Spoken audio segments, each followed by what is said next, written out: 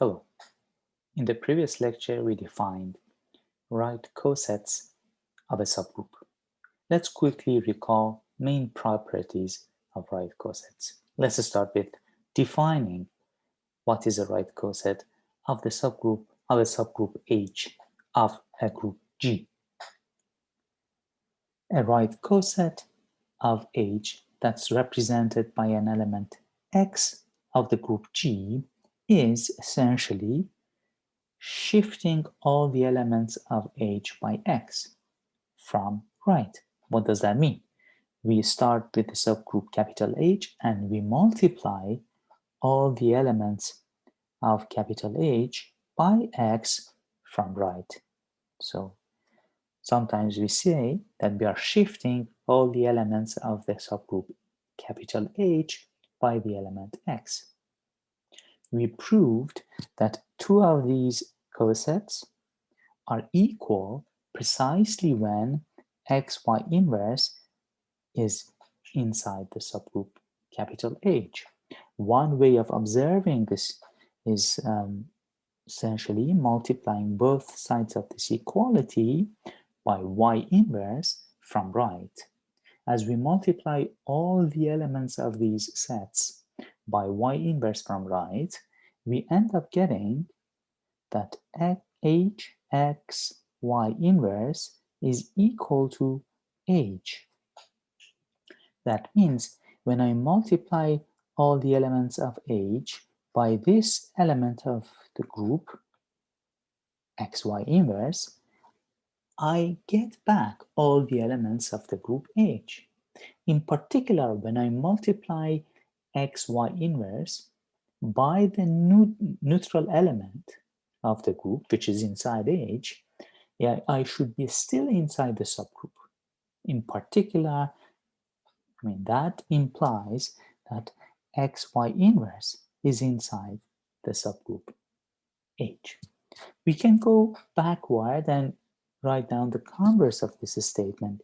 If xy inverse is inside H, after multiplying this element of H by all the elements of H, I'm essentially permuting them.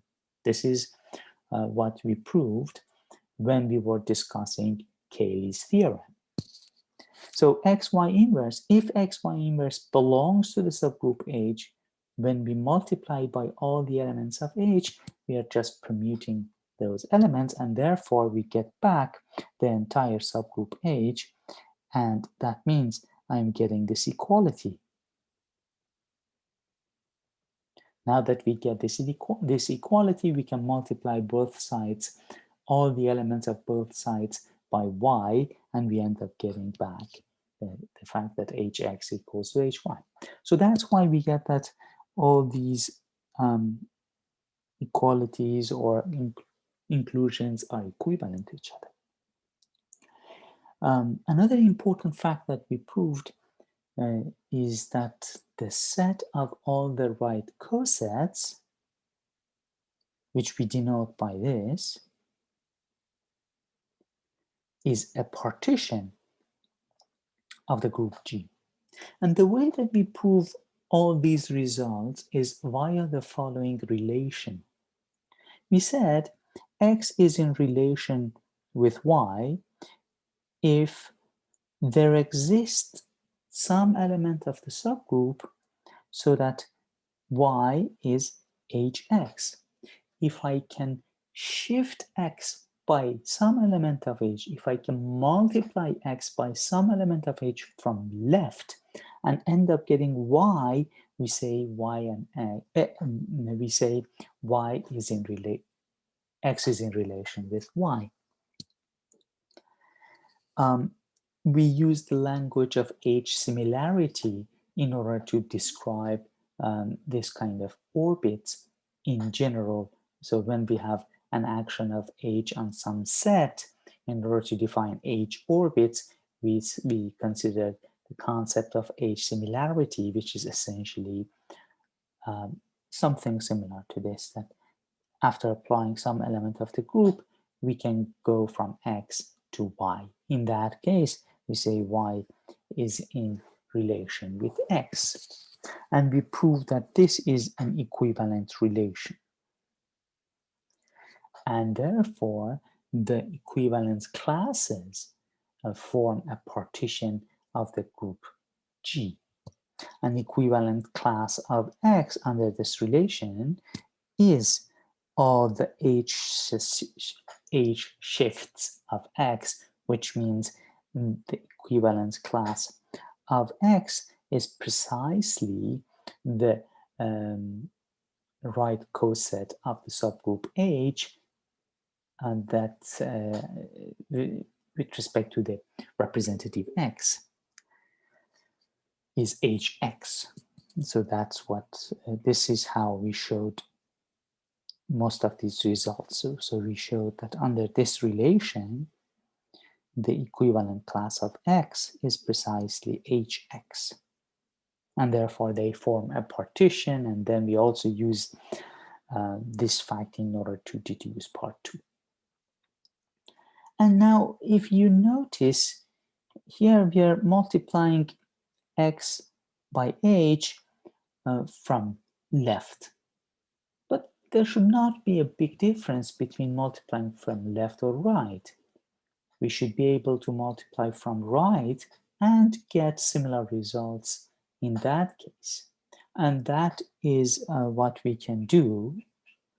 And we can define the following relation. We say X is in relation with Y, let's say tilde prime, if this time I can multiply X by something inside this subgroup, but from right, and end up getting to Y. If this happens, I say that X is in relation with Y, tilde prime relation.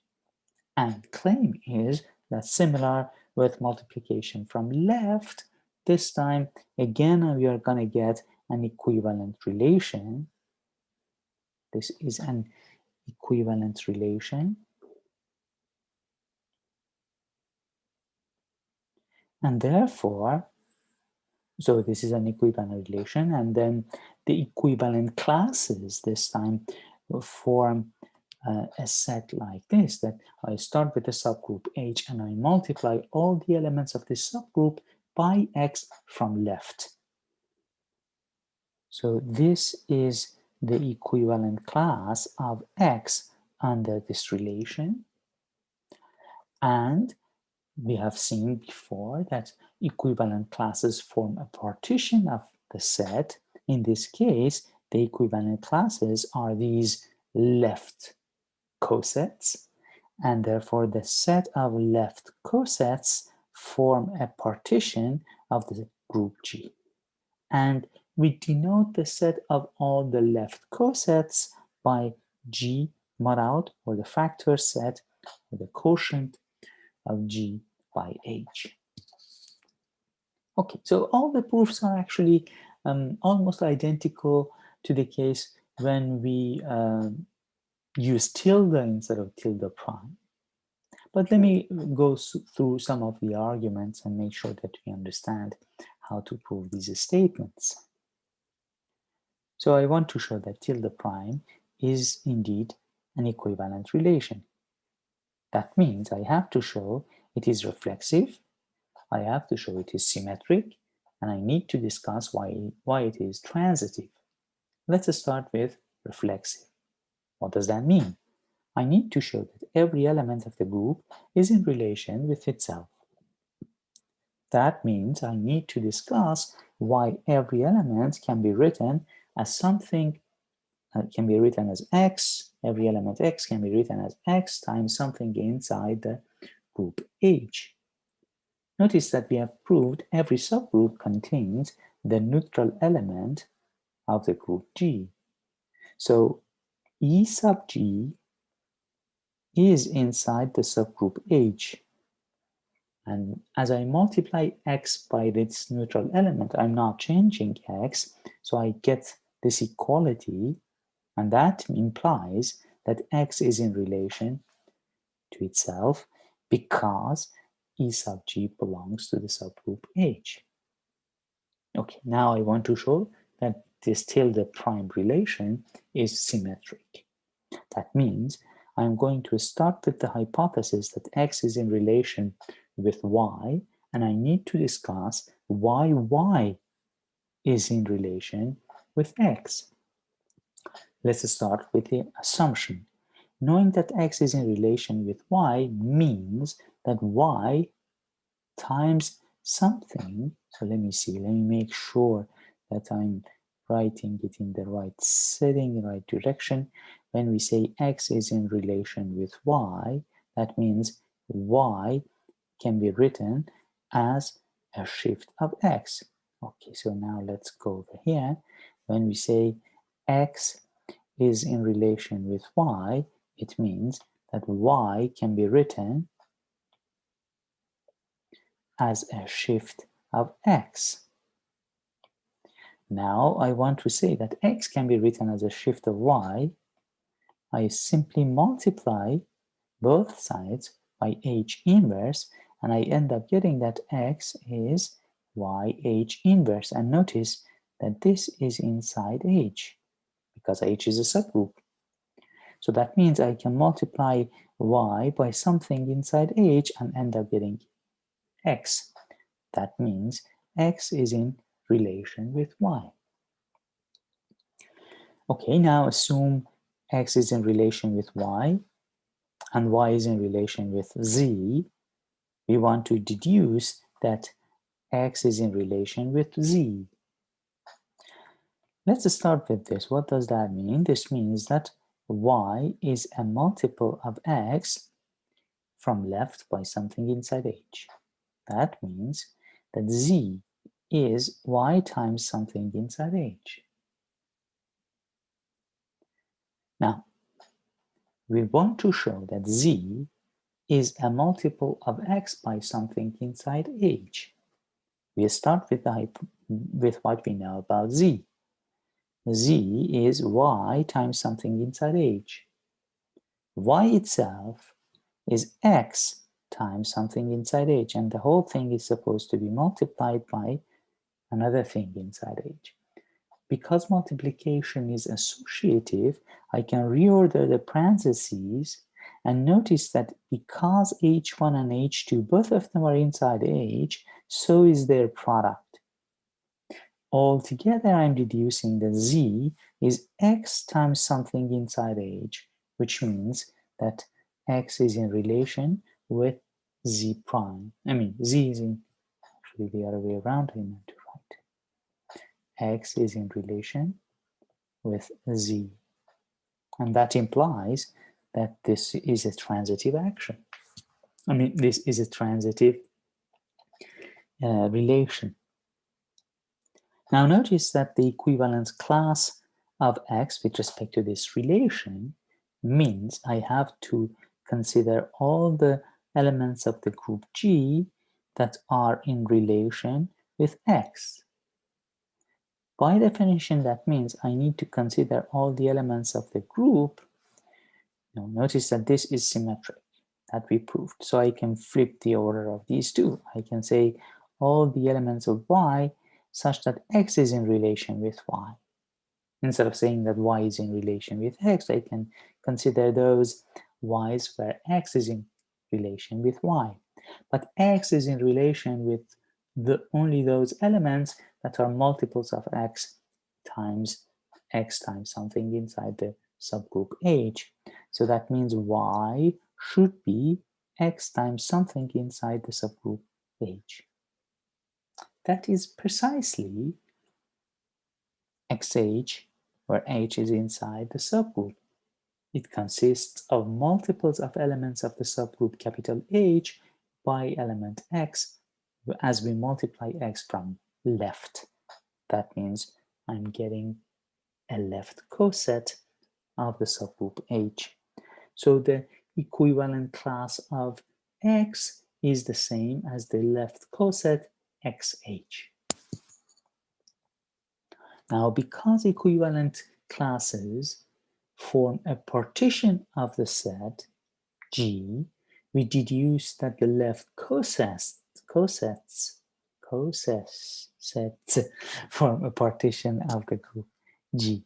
So this is a partition of the group G. This completes proof of this proposition.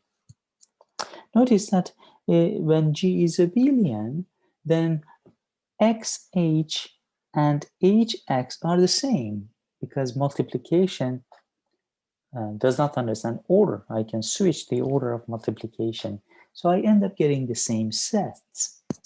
But when G is not abelian, these two cosets, left coset and right coset of H with respect to the element X, are not necessarily equal.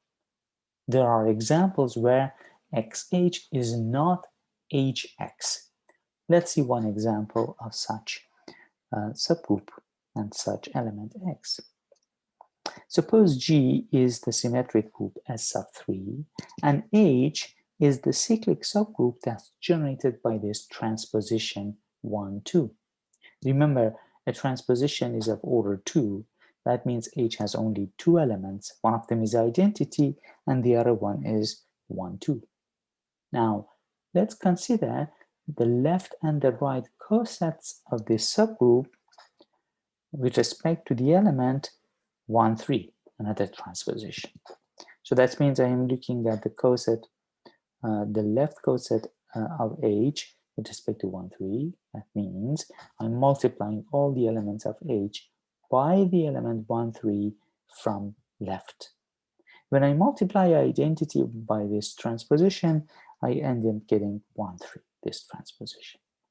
When I multiply 1, 3 by the transposition 1, 2, which is the only other element of the subgroup, okay, what do I get? As you can see, these two cycles have only one element common in their supports. So therefore, I should be able to use linking relation. And notice that 1, 3 and 3, 1 are the same. So I can use the linking relation. And I end up getting that this product is nothing but 3, 1, 2. Okay, so this means this coset has two elements. One of them is the transposition 1, 3, and the other one is this 3 cycle 3, 1, 2. Now let's look at the right coset of the subgroup H with respect to the same coset representative 1, 3. That means I need to multiply all the elements of H, there are only two of them, by the transposition 1, 3.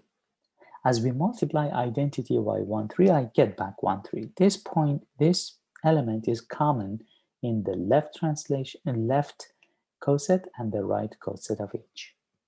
But how about this one? I need to multiply the other element of H. It has two elements. One of them is identity, and the other one is the transposition 1, 2. Yeah, I have already multiplied identity by this transposition. Next, I need to multiply 1, 2 by 1, 3. Again, these are two cycles that have only one point in common in their support. Therefore, I should be able to use the linking relation to compute this product. So that means I can write it like this and use the linking relation to get that it is 2, 1, 3. Now notice that 1, 1, 3 is common with what we had earlier, but here now I had 3, 1, 2, but on the right coset I have 2, 1, 3. It is indeed inverse of the other cycle.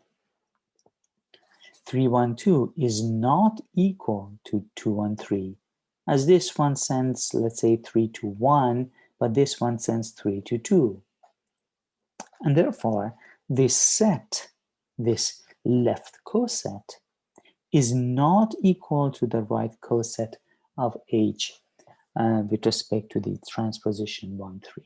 So as we can see in this example, XH is not necessarily equal to HX.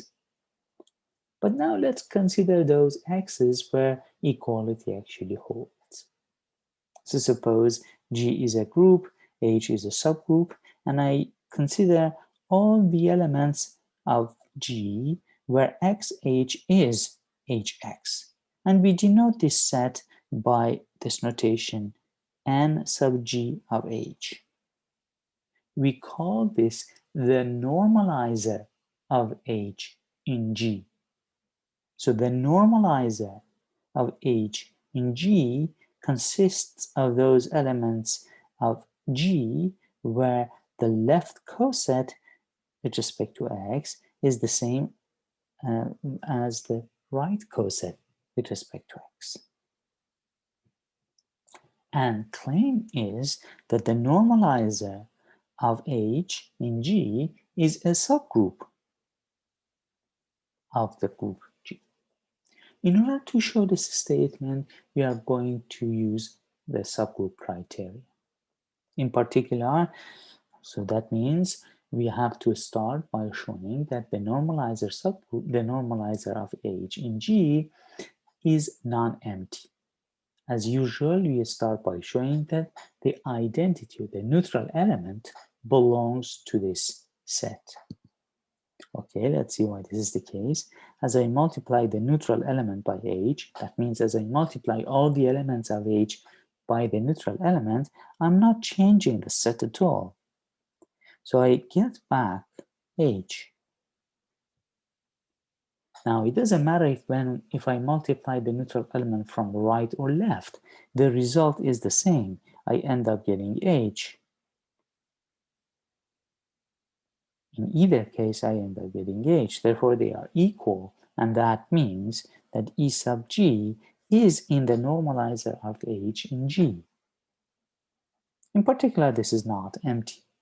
So next, I want to show that if x and y are in this set, are in the normalizer of h in G, then xy inverse is also inside that set.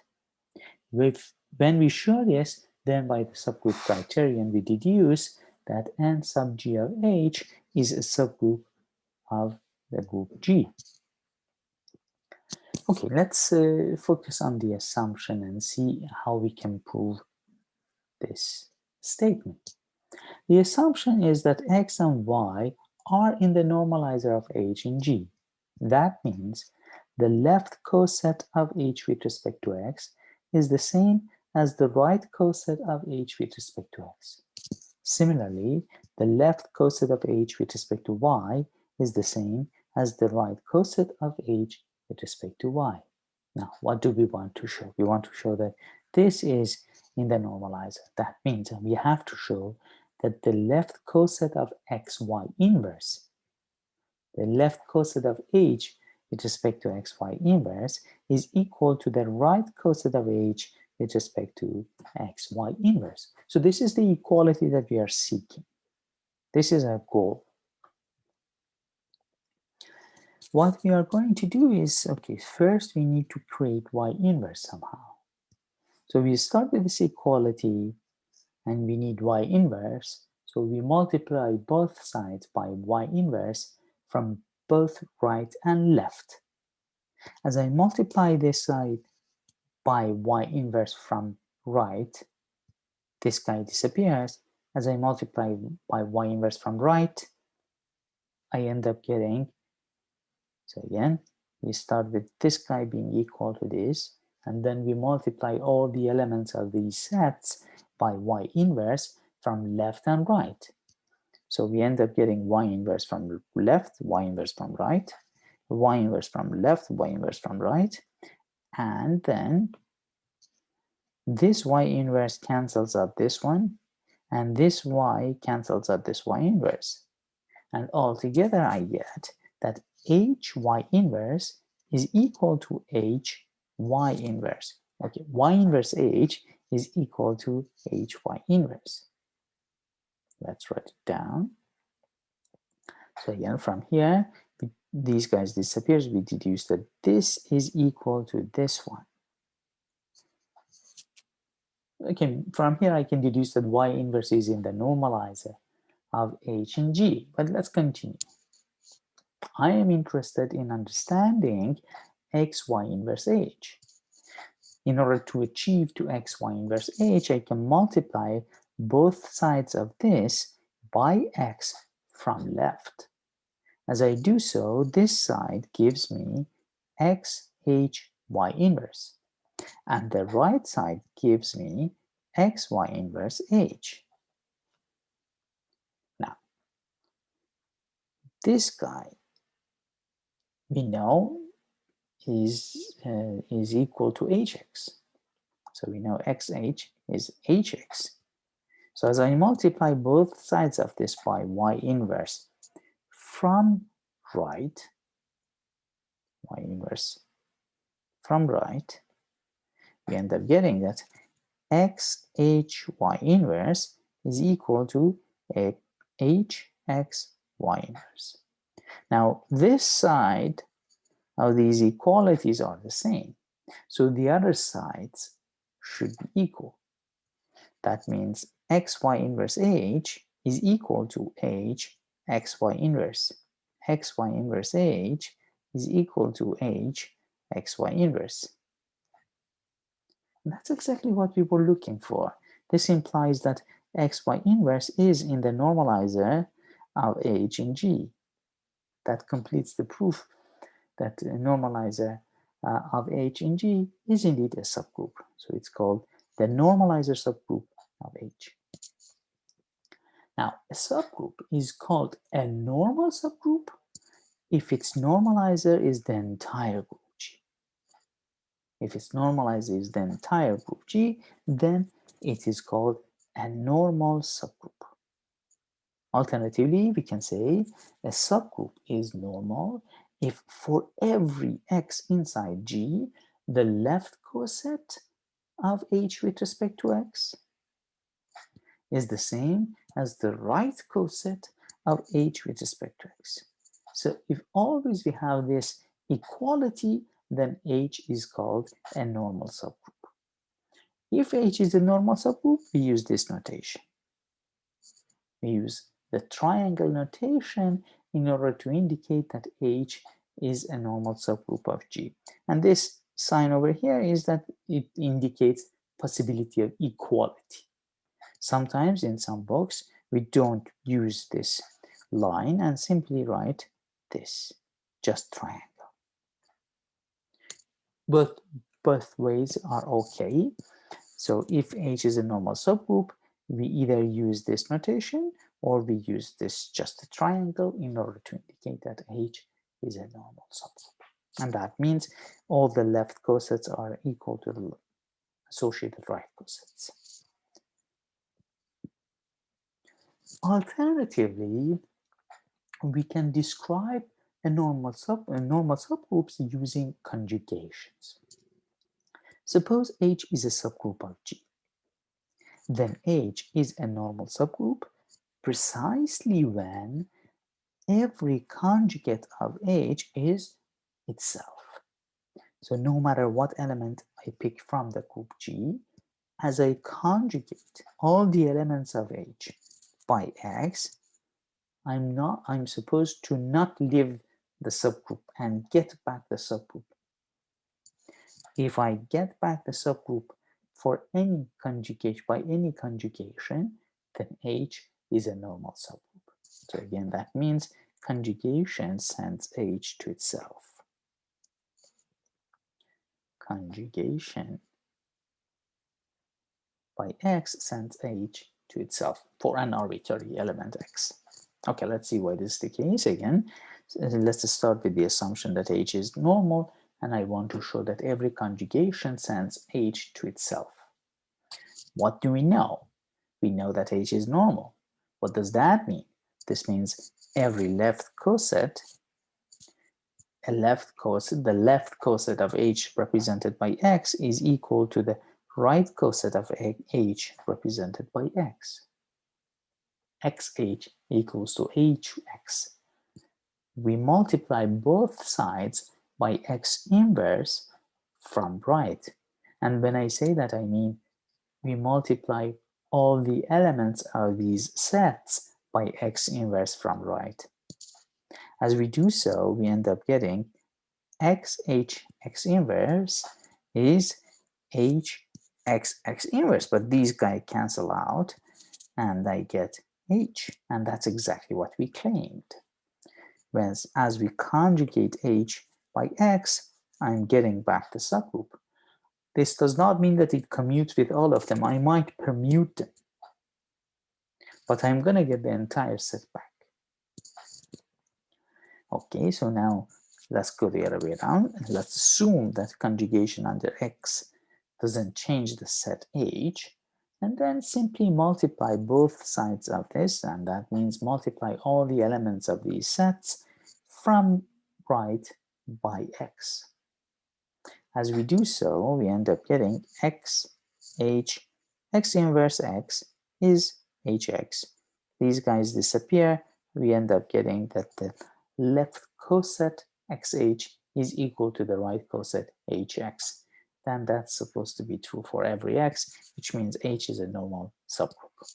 So we showed that we can detect whether or not a subgroup is normal using conjugations and understanding this property that a normal subgroup is invariant under conjugations. When I say invariant under conjugation, this word invariant means that every conjugation sends the subgroup to itself. Now let's see some examples. If G is abelian, we have already mentioned this, then every subgroup is a normal subgroup. So if G is abelian and I give you a subgroup, then every subgroup is, the claim is that every subgroup is normal. Suppose H is an arbitrary subgroup. I have to show that the left coset XH is the same as the right coset HX. But notice XH consists of elements of the form X times H for some H inside the group. Knowing that G is abelian, I'm allowed to flip the order of H and X. So I get that these sets are equal, and this is precisely the right coset of H represented by the element X. Now let's see a non-example. The cyclic subgroup generated by the transposition 1, 2 is not a normal subgroup of the symmetric group. This we have already discussed.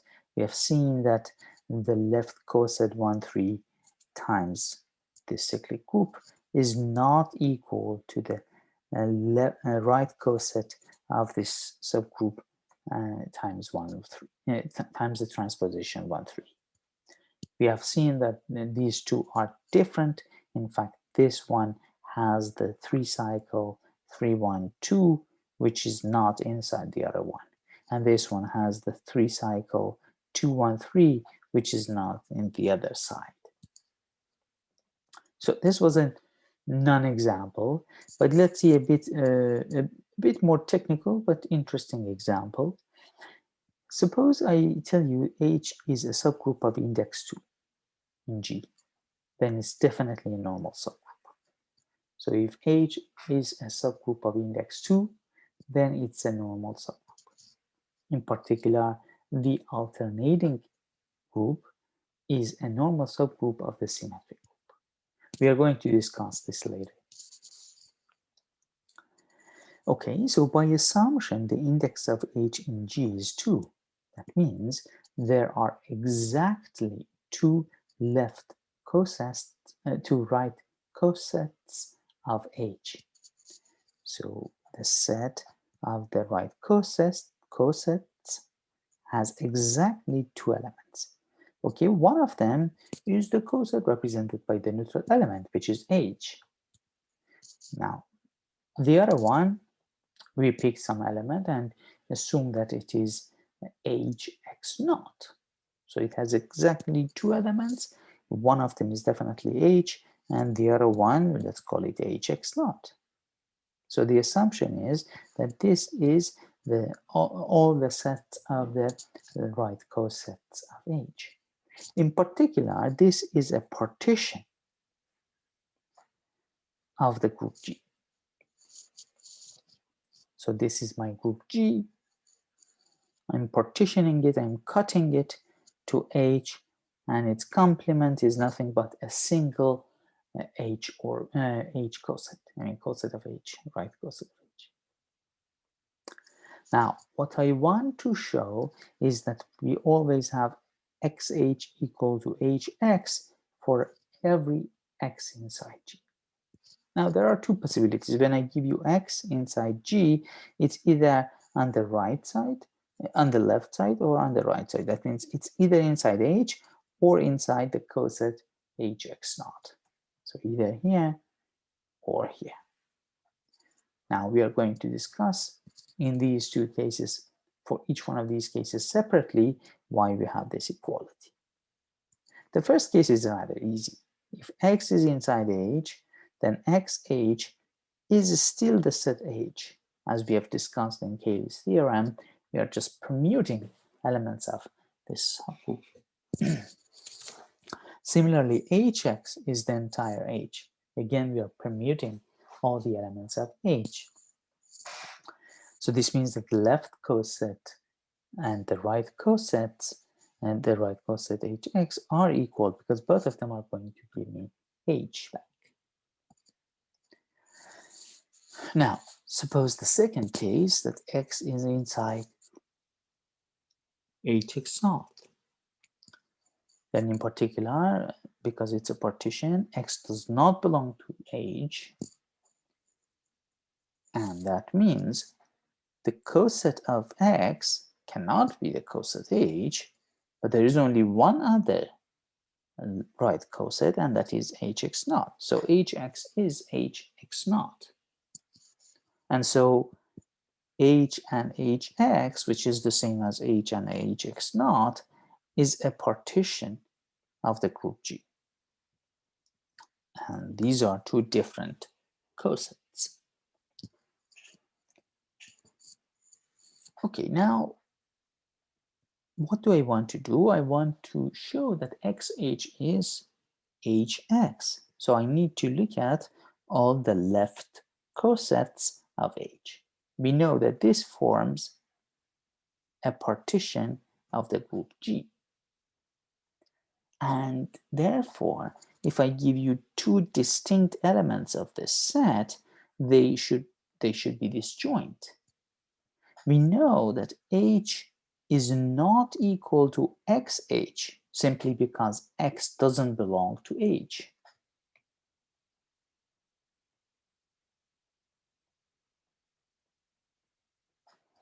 From here, we deduce that they are disjoint because the set of the left cosets form a partition of the group G. So therefore, if I give you two left cosets that are distinct, then they are disjoint. So they do not intersect. And that implies that XH should be a subset of the complement of H. But, okay, so notice that the complement of H is HX because these two form a partition. Complement of H is HX. And we just discussed that XH is a subset of the complement of H. So the complement is HX, and this is a subset of the complement, and that means XH is a subset of HX. Not bad. We want to show equality, but so far we showed this side of the inclusion. In order to get the other side, the trick is to use X inverse. We start with the assumption, again, because X doesn't belong to H, its inverse cannot belong to H. Because if X inverse was inside H, then its inverse would have been inside H as well. But X inverse is simply X.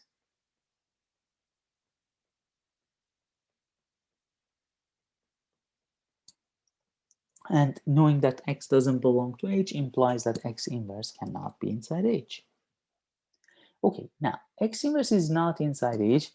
Therefore, by a similar argument, I can deduce the same result, but instead of X, I can write X inverse. I should write X inverse. So I deduce the same thing, but instead of X, I have X inverse. Now I can multiply both sides of all the elements of these sets by X from both left and right. As we do so, this X inverse disappears. We end up getting HX is a subset of XH, and this guys disappear. So those things that disappear, let me have it with a different color. So these disappear and these disappear, they cancel out, and altogether we deduce that HX is also a subset of XH. Okay. We earlier had the converse of this inclusion. We had that XH is a subset of HX. Now we proved the other way around. Altogether, we deduce that the left coset XH equals to the right coset HX, and that completes the proof. That shows that the subgroup of index 2 is always a normal subgroup. Next, we show that kernel of a group homomorphism is always a normal subgroup. Okay, so let's see why this is the case. So we are given a subgroup, a group G with multiplication dot, and another group H with operation star, and F is a group homomorphism from G to H. Then so this is a group homomorphism, then the claim is that kernel of F is a normal subgroup of G. In fact, we show that the left coset and the right coset of kernel of F with respect to X is precisely the set of all the elements of G that are mapped to f of X. So it is the set of all the y's inside G such that f of y equals to f of X. The same is true for the other side coset. And from here we can deduce that the left coset X times kernel F equals to the right coset kernel F times X. So pictorially this means that if I consider F as this type of function that kind of projects it onto H, then I pick this point f of X and I ask myself, what are the points on top of this? What are the points that are mapped to f of X? And what we are saying is that this is a left or right coset of kernel of F times X with respect to X. Okay, let's see how the proof goes.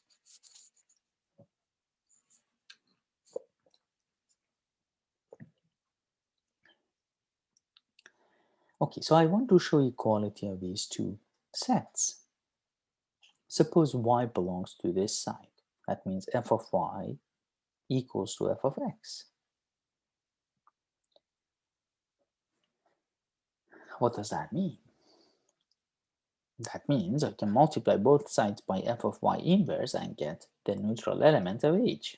So let's do that. Let's multiply both sides by fy inverse. Why do I want to get the neutral element?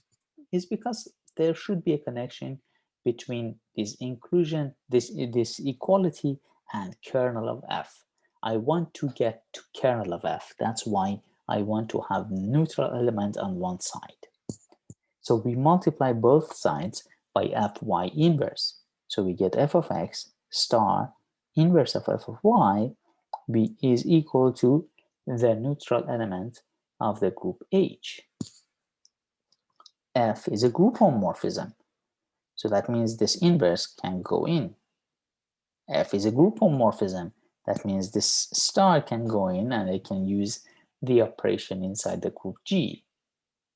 So altogether, the left-hand side is equal to f of X times y inverse because F is a group homomorphism.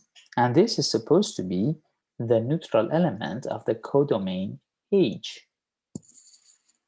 That's the definition of kernel of F.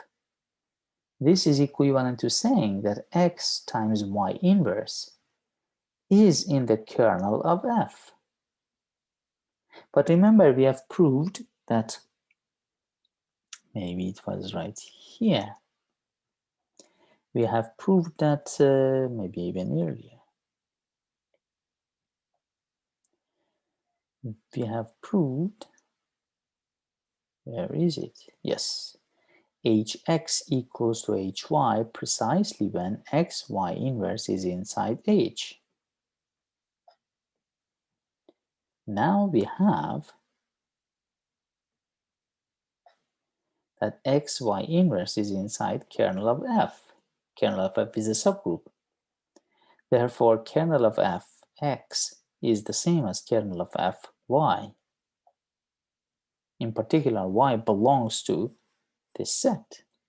Y belongs to kernel of fx. Remember, we wanted to show this.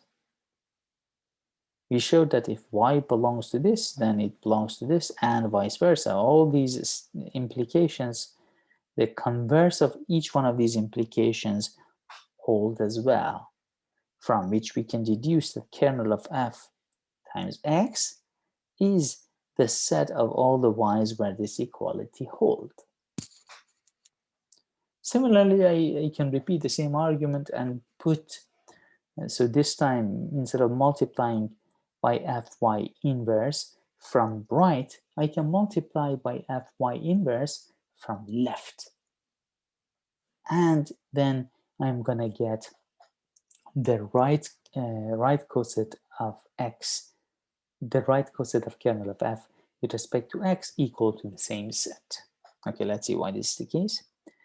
Assuming that f of y equals to f of x, this is equivalent to saying that f of y inverse star f of x is the neutral element. This time I multiply both sides of this by f of y inverse from left. Previous time I multiplied both sides by f of y inverse from right. This time from left. Again, use the fact that f is a group homomorphism to write this as f of y inverse times x. And this is supposed to be the neutral element of the subgroup H. That's a definition of kernel of f. So this equality holds precisely when y inverse x is in the kernel of f. Again, two left cosets, one of them represented by x, the other one represented by y, are equal precisely when inverse of this one times x belongs to the kernel of f, and we have it over here.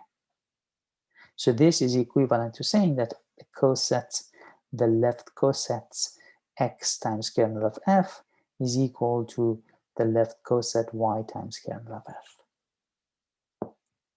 In particular, y belongs to this set because this one has the neutral element, y times this neutral element is y, and that should belong to this left coset. Altogether, we showed the equivalence between the same condition as before and saying that y is inside kernel x times kernel of f. Now, using this and this, we deduce that both the left coset and the right coset of kernel of f, represented by x, both of them are the same set, and that set is all the elements of G that are mapped to f of x. Okay, so in particular, these two cosets are the same, and therefore the kernel of f is a normal subgroup of G. Okay, so now that we have, we know that kernel of a group homomorphism is a normal subgroup, we can get a lot of normal subgroups out of that. But let's go back to the set of integers modulo n. The set of integers modulo n, let's recall, z sub n, consists of residue classes where this residue class modulo n as x ranges over z, that would be the set of integers modulo n. But what is the residue class of x modulo n? This, by definition, means the set of all the integers of the form x plus an integer multiple of n. So the residue class of x modulo n consists of elements of the integers that are of the form x plus nk as k ranges in the set of integers. Now notice, this part means that this is an element that belongs to the subgroup NZ. So this part means that I'm taking something inside NZ and I'm adding x to it. So that means the residue class of x modulo n is nothing but a left coset of the subgroup NZ. So this residue class is nothing but x plus nz, a left coset of nz.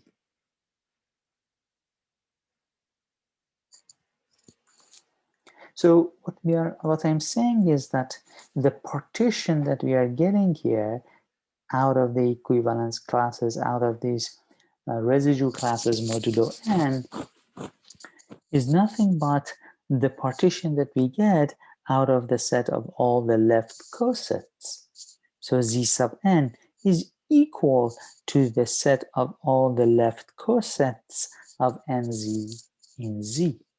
So that's the set of all the left cosets of nz. Recall that we have defined plus and in fact multiplication as well on z sub n. Now we want to do the same for a more general setting. Let's say H is a subgroup of G. So that's our next task. We want to find, and the question is, can we do that? Can we define an operation on the set of all left cosets of H so that when I multiply the coset represented by X by another coset that's represented by Y, I end up getting the coset that's represented by product of the representatives, X, Y, H. The question is there any such operation? Is this operation well defined in G?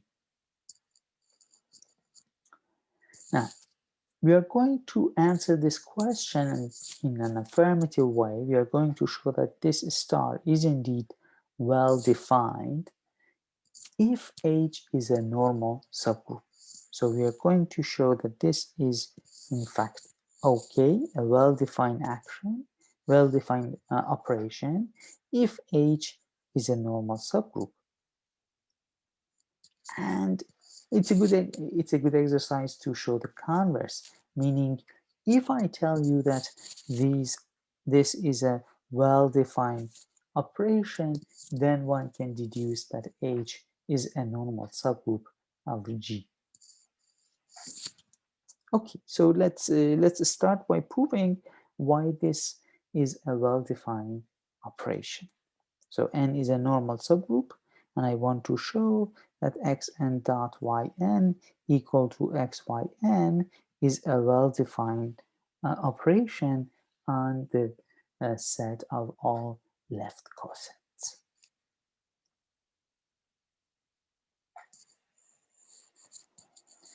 Okay, what does that mean that it is well-defined?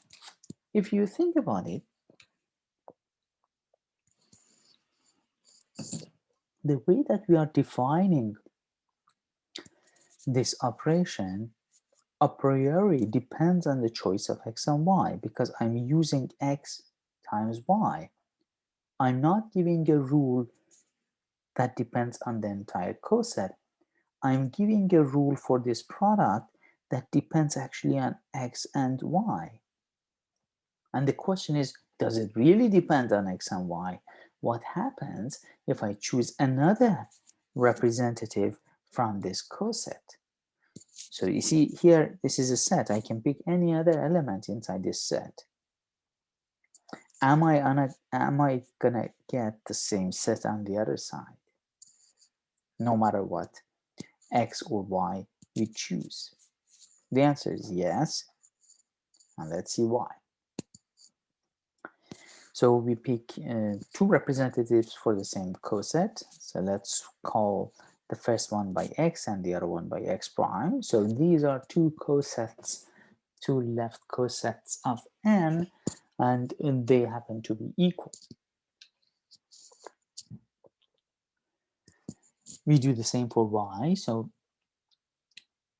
we assume that Yn is equal to Y prime N, and we have to show that these two cosets, one of them represented by xy and the other one by x prime y prime, are equal. That is what we need to show. So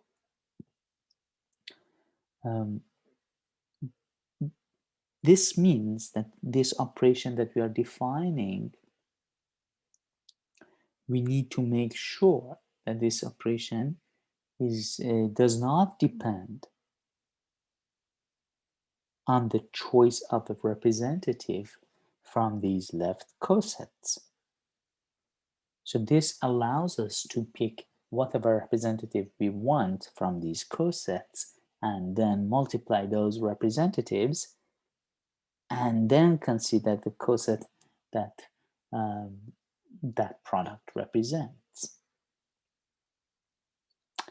Okay, so again, this is the assumption: xn is x prime n, yn is y prime n is a normal subgroup, and we want to show that xyn is equal to x prime y prime n. But notice, this is a question mark. This is what we want to show. But notice that this equality is equivalent to saying that inverse of this times this belongs to n. So we need to argue why xy inverse times x prime y prime is inside n. This is what we need to show. But we know xy inverse is y inverse times x inverse. So I need to show y inverse times x inverse times x prime times y prime is inside n. This is what I need to show. Okay, but what do I know here? I know this part. I know something about this part. What do I know about this part? I know that xn is equal to x prime n. And therefore, that's equivalent to saying that x inverse of this times this one is inside the normal subgroup. So let's call this n sub 1. So instead of writing x inverse x prime, I'm going to write down n sub 1. Now, I want to bring y inverse close to y prime because I can imagine that I'm going to have a rule similar to this one for y because of this equality. So that's my goal. I need to flip the order of this and that one. But how can I flip? This is not a billion. I cannot simply flip. What do I know about n? I know that n is a normal subgroup. That means every right coset of n is the same as the left coset represented by the same element. Okay. Notice that n1 y prime is inside this coset. Now, this set is supposed to be the same as this one.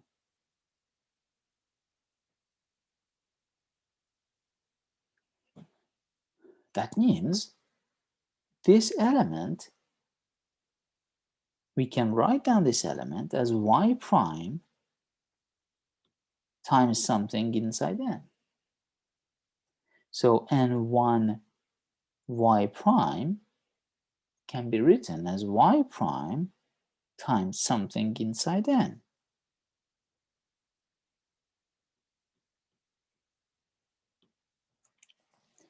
Okay, now that I have this, I can go back over here, and instead of n1 y prime, I can write down y prime times n2. Okay, now as I predicted, and that's why in fact we did it, I'm going to look at y inverse y prime. Notice that ny is equal to y prime n, and therefore y inverse y prime is something inside the subgroup, and that is inside n. So let's call it n sub 3. Then instead of this one, I can write down n sub 3, which is inside this normal subgroup. And the whole thing, we get product of n sub 3 and n sub 2, which is definitely inside the subgroup capital N, because this is inside the subgroup, this is inside the subgroup, and therefore their product is inside the subgroup. Okay, now that we know this, this is inside the subgroup N, that completes the proof, because that implies that these two cosets are equal, and that means that it is a well-defined operation. Now that I have an operation on the set of all the left cosets, I can check whether or not it is a group under this operation.